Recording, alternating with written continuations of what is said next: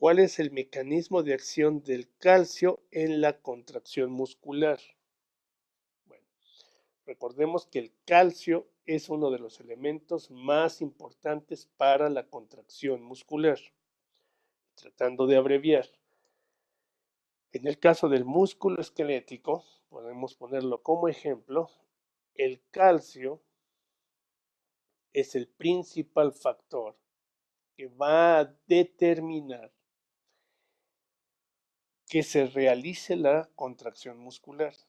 En ausencia de calcio, no encontraremos contracción muscular. ¿Cuál es la razón? En el músculo esquelético, el calcio va a ser el responsable de regular la liberación del sitio de recepción de miosina en actina. Recordemos que este sitio va a estar ocupado por dos proteínas, principalmente una que sería la tropomiosina. La tropomiosina va a estar, vamos a pintar, si esta fuera la actina y este fuera el sitio de recepción a miosina, en medio vamos a encontrar a la tropomiosina, de tal forma que mecánicamente impide que las cabezas de miosina se puedan unir aquí. Ahora, en el momento que la troponina capta el calcio, provoca un movimiento liberando el sitio de recepción. Se va a movilizar la proteína dejando libre el sitio de recepción de miosina en actina y la miosina podrá pegarse en ese sitio de recepción. Por lo tanto, si no hay calcio, no se moviliza la tropomiosina, no, obviamente no va a ser captada por la troponina y no se podrá llevar a cabo este mecanismo. ¿Qué importancia tienen los receptores a las dihidropiridinas para la contracción muscular? Bueno, ¿qué importancia? Muchísima, ¿verdad? Porque para que se pueda liberar el calcio en la célula muscular hacia el citoplasma, requerimos entonces de un mecanismo que movilice el calcio, en el caso del músculo esquelético, de los sitios de almacenamiento que serían la cisterna y el retículo sarcoplásmico. Vamos a ver, la cisterna se va a encontrar relacionada con los túbulos T. Entonces aquí tendríamos la cisterna y retículo sarcoplásmico, que son las estructuras de almacenamiento de calcio. Entre la membrana del túbulo T y la cisterna, vamos a encontrar a estos receptores, vamos a dibujarlo así, los cuales van a estar regulando la liberación de calcio. En la membrana del retículo, de la cisterna, perdón, vamos a encontrar los canales de calcio. Y en la membrana del túbulo vamos a encontrar al receptor de las dihidropiridinas. En reposo, el receptor de las dihidropiridinas está bloqueando al canal de calcio, impidiendo que el calcio salga. Una vez que alcanza la despolarización al túbulo, se mueve el receptor de las dihidropiridinas, promoviendo que se abra el canal de calcio de la cisterna y que se libere el calcio hacia el citoplasma. Entonces, ¿cuál es la importancia? La de regular la salida de calcio de la cisterna hacia el citoplasma a través del movimiento del receptor de las dihidropiridinas y abriendo el canal de calcio de la cisterna. Entonces es una relación extremadamente importante.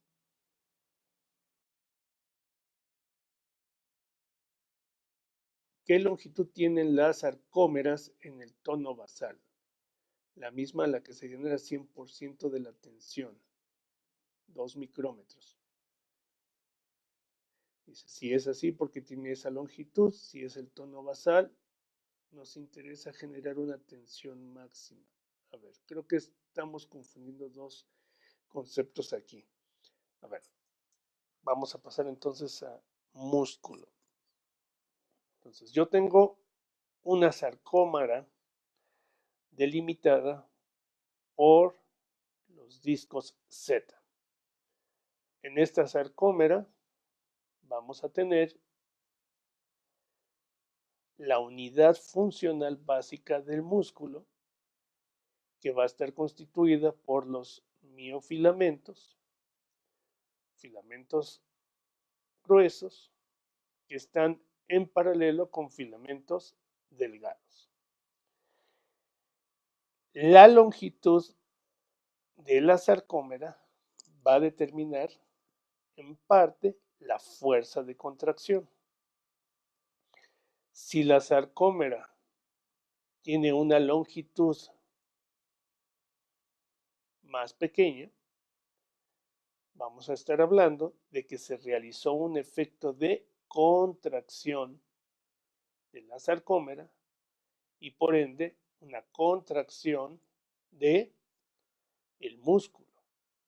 Habíamos mencionado que esta determinación de la fuerza debido a la longitud de la sarcómera tiene un límite inferior y un límite superior.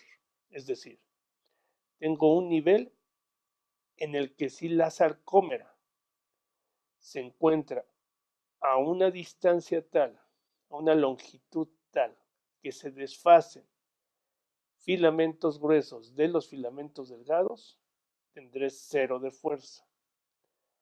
Tengo un nivel máximo de fuerza a una distancia de sarcómera y a partir de aquí, a pesar de que yo acorte la sarcómera, no podré aumentar la fuerza y si sigo acortando más la sarcómera, voy a producir una disminución de la fuerza.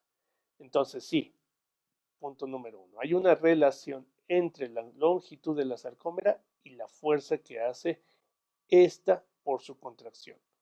Sin embargo, no es un valor infinito. Vuelvo a repetir, tenemos un punto máximo que sería alrededor de las 2 micras, como estaban mencionando, en donde se puede realizar la fuerza máxima y a pesar de que yo contraiga más la sarcómera, ya no voy a desarrollar más fuerza. Ahora, eso es la regulación de la fuerza a partir de la longitud de la sarcómera. Pero eso no tiene nada que ver con el tono basal. El tono basal es otro concepto. El tono basal me está hablando en una masa muscular, vamos a poner aquí una masa muscular, que está constituida por X número de células, vamos a pensar 1000 células. Y entonces, si yo quiero considerar el tono basal de todo este músculo, lo que tengo que conocer es qué porcentaje del total de células de este músculo se encuentra contraída en reposo. Entonces estamos hablando de un concepto macro que no corresponde a las longitudes de la sarcómera. La longitud de la sarcómera es la regulación de la fuerza a nivel micro, a nivel de los paquetes de miofilamentos a nivel celular. Entonces vuelvo a repetir, a nivel macro, cuando tengo una masa muscular, considero qué porcentaje, vamos a poner así, qué porcentaje de células se encuentran contraídas en reposo y a eso le denomino tono basal. Ahora, si el músculo esquelético en este ejemplo está denervado, tendré 0% de células contraídas y tendré una atonía. Si contraigo las 1000 células, tendré una contracción máxima, tendré una hipertonía por contracción máxima. Entonces, espero se haya entendido la diferencia entre la regulación del tono y la regulación de la fuerza por la sarcómera.